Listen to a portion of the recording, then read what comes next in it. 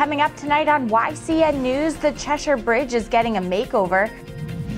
High schools reduce tuition to boost enrollment.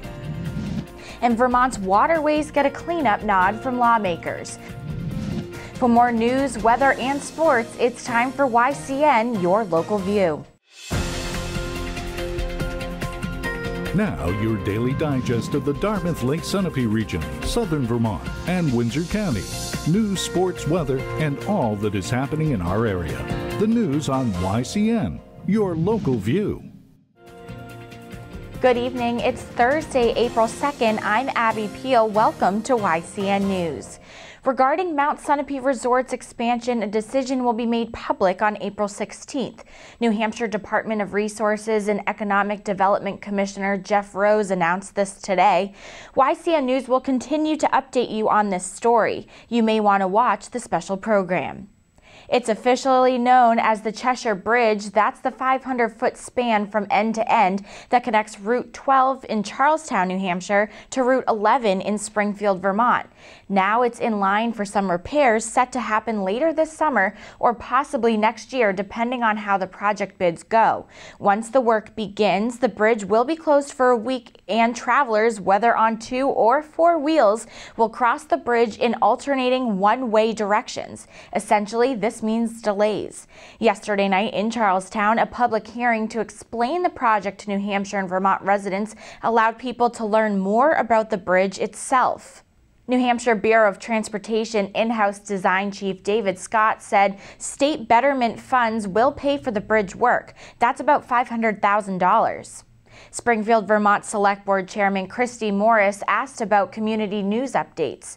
This will happen regularly, assured Scott. Scott says 1992 was the last time repairs or upgrades were made to the bridge. The work does not involve the trusses, the design elements that form connecting links on the bridge side and give it extra support. That's another project for another time, Scott told about 35 people in the room. Residents and town officials from both states attended, including Springfield, Vermont Police Chief Doug Johnston and Sullivan County Sheriff John Simons of New Hampshire. Work will be done during the day. At night, steel planks will be on the bridge's surface, meaning cars, bikes, or motorcycle riders will need to drive carefully, especially if it rains. The battle for students to help bring money into school districts continue. Claremont-Stevens High School is the latest among regional school districts to reduce tuition to out-of-district students, that according to the Valley News. The Claremont School Board last night voted to cut its tuition by 20% for students from other districts who may want to attend high school at Stevens. With that vote, Stevens tuition for grades 9 through 12 students will be $14,500 instead of $18,700 earlier eyed. This cut makes Stevens tuition lower than other schools who court 8th grade students. Windsor High School in Windsor, Vermont is $16,195, and Fall Mountain Regional High School in Langdon, New Hampshire, comes in at $15,700. New Hampshire's Lebanon High School is $14,425. These other districts also seek to lure students with lower tuition for the town from which they hail can be seen by the lowest rate around Newport High School in New Hampshire at $13,500. Districts are becoming competitive to attract students and shore up declining student enrollment and the money needed to operate the school. Claremont School Board Chairman Richard Seaman says the price change will accompany a marketing campaign so potential students know what makes Stevens the high school of choice. Stevens is nearing completion of its $12.6 million renovation.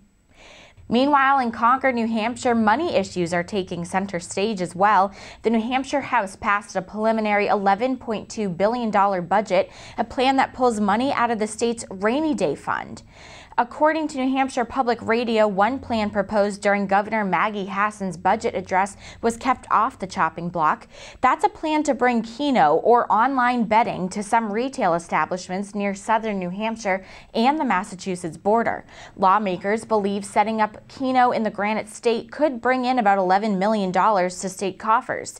And as reported by the union leader, the House budget does not include $4 million for a commuter rail study. District 2 Executive Conservative Councillor Colin Van Ostern from Concord is one governor's councillor who favors setting up commuter rails between Manchester and Nashua to Massachusetts rail system, as does Governor Hassan. The budget goes to the Senate for review. Both chambers of the legislature are Republican-led. In Vermont state news, a priority for residents, as noted in a survey by State Senator Bill Doyle, is improving water quality, especially of Lake Champlain. During his post-re-election speech, Governor Peter Shumlin also set this cleanup as a must-do.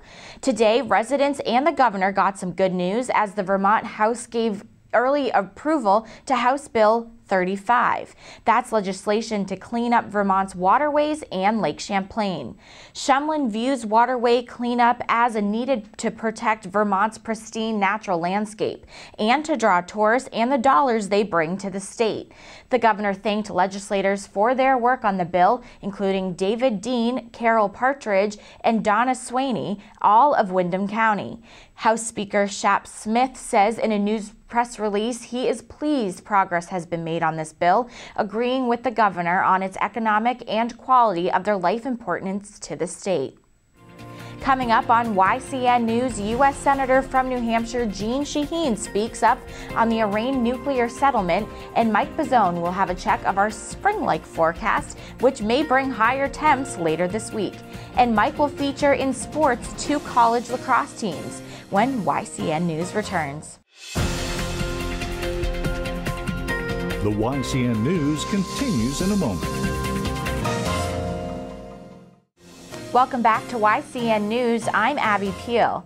Details are being finalized, but today in Washington, major progress has been made on a comprehensive nuclear deal between the international community and Iran. Shaheen says the announcement of a framework for a comprehensive agreement to limit Iran's nuclear program is a positive development. Shaheen says she looks forward to closely reviewing the framework and continuing her work as a member of the Senate Foreign Relations Committee to ensure that Iran cannot develop nuclear weapons. Cornish, New Hampshire parents and residents got a chance to meet 2 finalists for principal at the Cornish Elementary School. The K-8 school serves about 120 students. Principal Sylvia Severett is retiring in June. Finalists include Jennifer Pryleson, who served as assistant principal at Indian River School in Enfield, New Hampshire, and Michael Lansing, currently the principal at City on the Hill Charter School in New Bedford, Massachusetts, the Eagle Times reports. Up next, YCN's Elizabeth Durazio got a chance to sit down with Frank Orlowski of The Cover Store, and we'll have that interview for you when YCN News returns.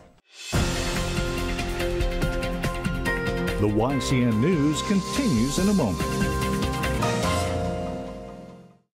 Welcome back to YCN News. I'm Mike Pizzone.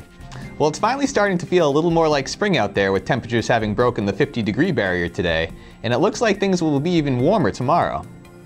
Temperatures will bottom out at a relatively warm 42 degrees tonight, with a 70% chance of showers late in the evening. Those showers will likely continue into the morning tomorrow, before skies begin to clear in the afternoon. Temperatures will peak at 61 degrees tomorrow afternoon, with a low of 38 after sunset and more rain likely in the evening. Saturday will also bring a 60% chance of rain in the morning, with a high of 42 degrees and a low of 26. Now let's take a look at our community calendar to see what's happening in the area. A Good Friday buffet fish dinner will be held tomorrow from 5 to 6:30 p.m. at the Claremont Senior Center on Acer Heights Road in Claremont, New Hampshire. Fish chowder, baked stuffed haddock, mashed potatoes, rolls, green beans, and strawberry shortcake will all be on the menu. Cost is $10 for adults and $5 for children under 8.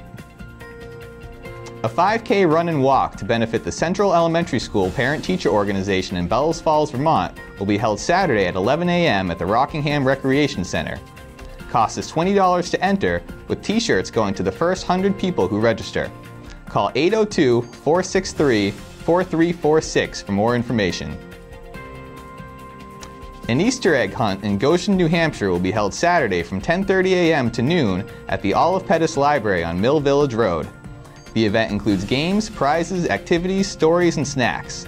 Call 603-863-6921 for more information. It was a disappointing day for a pair of college lacrosse teams yesterday, as both the Dartmouth and Kobe Sawyer women were dealt difficult losses.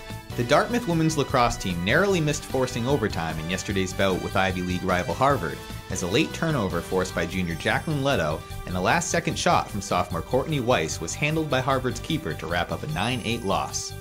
The Big Green trailed 7-3 at halftime, but outscored Harvard 5-2 over the game's final 30 minutes to pave the way for the dramatic finish. Senior Sarah Byron finished with the game-high 4 goals for Dartmouth, including 3 from the 8-meter arc.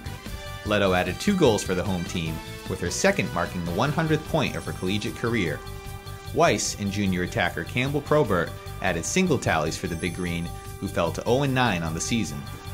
Dartmouth outshot the Crimson 20-18 in the contest and won 9 more draws despite coming up short on the scoreboard. The Big Green will wrap up its 3-game homestand on Saturday when it welcomes another Ivy League opponent to town in Cornell. That game will begin at 1 p.m. Over in New London, New Hampshire, the Kobe Sawyer women's lacrosse team was outscored 8-1 during the second half of yesterday's showdown with Castleton State, paving the way for a 9-goal defeat. Junior Caitlin Weirdy led the Chargers with a pair of goals, followed by classmate Sarah Berry with 1. Kobe Sawyer is now 3-3 overall and is playing Plymouth State today. And for those of you holding on to winter for as long as you can, you may be happy to hear Mount Sunapee announced today that it'll be extending its season for an additional week. Instead of its original closing date of April 12th, the mountain will now remain open until April 19th. That does it for YCN Sports. I'm Mike Pizzone. Thank you, Mike. Part 4 of a conversation with Joe Kenny, who is the executive counselor from District 1, is coming up. YCN's Capital Connections' John O'Connor has that interview when YCN News continues. The YCN News continues in a moment.